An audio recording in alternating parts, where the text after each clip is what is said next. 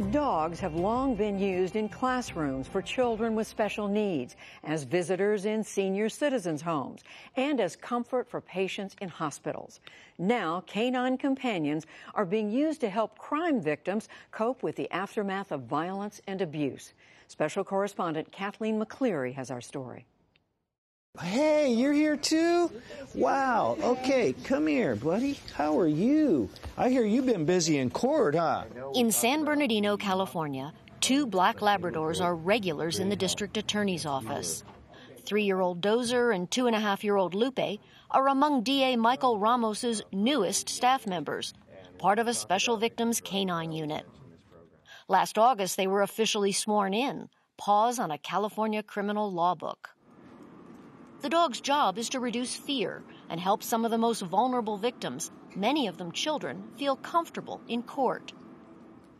They've never been in a courtroom, in their lives.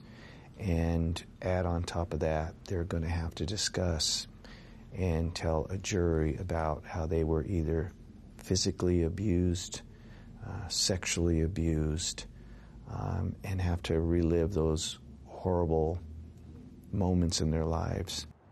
Dozer was detailed to a case in juvenile court late last year. My daughters were a victim of abuse. Pearl Curiel's daughters had to testify.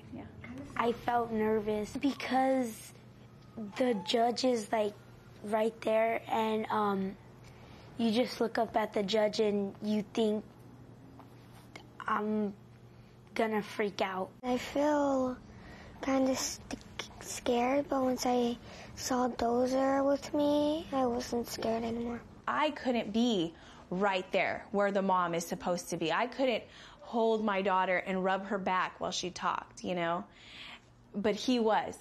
He was able to say, you know what, I'm not going to leave you, and I'm going to sit right next to you, and you could pet me, and you could talk to me. I don't know if they would have made it through without him. It's so silly, because it's just a dog, but he is a superhero. For my girls, I know he is. Dozer's handler, child advocate Jessica Scioli, believes the dog's support will have a long-term effect. Whenever a victim gives their testimony, they feel empowered. So I think the girls getting up there and telling their story and telling what happened is the first step in them being able to overcome the situation and become survivors. The other lab, Lupe, was tasked with calming 2 young boys, one allegedly abused by a relative. In April, the dog accompanied them on a mock run-through ahead of the actual trial. I had a rape case for a child that was raped from the time he was 4 to 10 and was all alone, couldn't tell anybody. It was very difficult for him to have to describe what he went through. The young victim was really nervous, really stressed. And Lupe, our dog, picked up on it and went up to him and nudged the young victim on the leg. The young victim started to pet the dog, rubbing his ears, and Lupe's, on him. And he was able to relax, didn't have the anxiety, and he was able to tell what happened to him. The dogs have their own office. Like humans here, they work a 9-hour day and then go home with their handlers. It cost about $80,000 to start up the facility dog program in San Bernardino.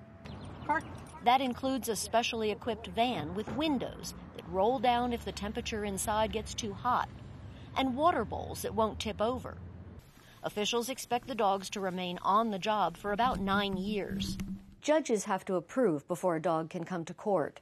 The jury's told in advance that the dog will be sitting here in the witness box, sight unseen, and defense attorneys have the chance to object. Do you ever hear that the dog might be able to create some sort of sympathy for the victim? Is that a concern? That was a concern. In fact, there's been briefs written and motions written by attorneys, by district attorneys' offices when that issue comes up. Once everybody gets comfortable with this whole new process, I don't think you're going to have that issue.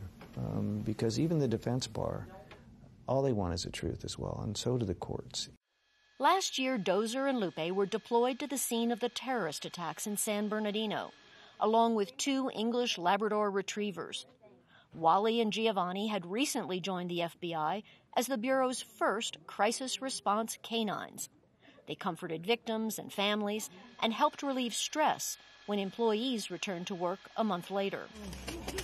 Assistance Dogs of the West in Santa Fe, New Mexico breeds and trains the dogs.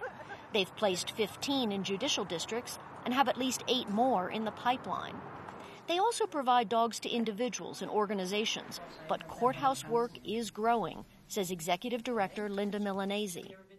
We realized that this was an area that was really exploring something new, that had the potential to reach a lot of people, and that was really making a new map in the world in the judicial system. Most courthouse dogs are labs and golden retrievers, bred for good health and an even temperament. Intensive training starts early with lots of hands-on attention. Get it? Professionals work with them one-on-one, often in public places. Nice. The dogs learn about 90 complex tasks. Children ages 8 to 18 teach them commands too. Honey Pie, come.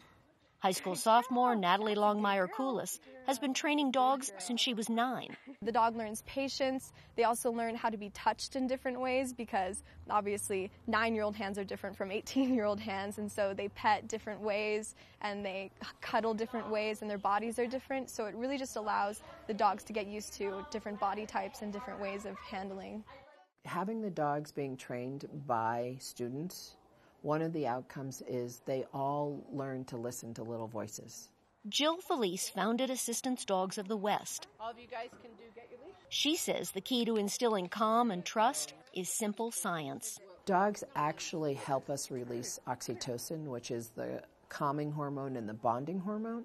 And when you are able to have that hormone going through your body as opposed to the stress hormone cortisol, it's much easier to tell your story. After nearly 2 years of study, the dogs move on. Distinguished graduates. Love story actress and animal lover Ally McGraw presided over this year's commencement ceremony, celebrating 12 four-legged graduates.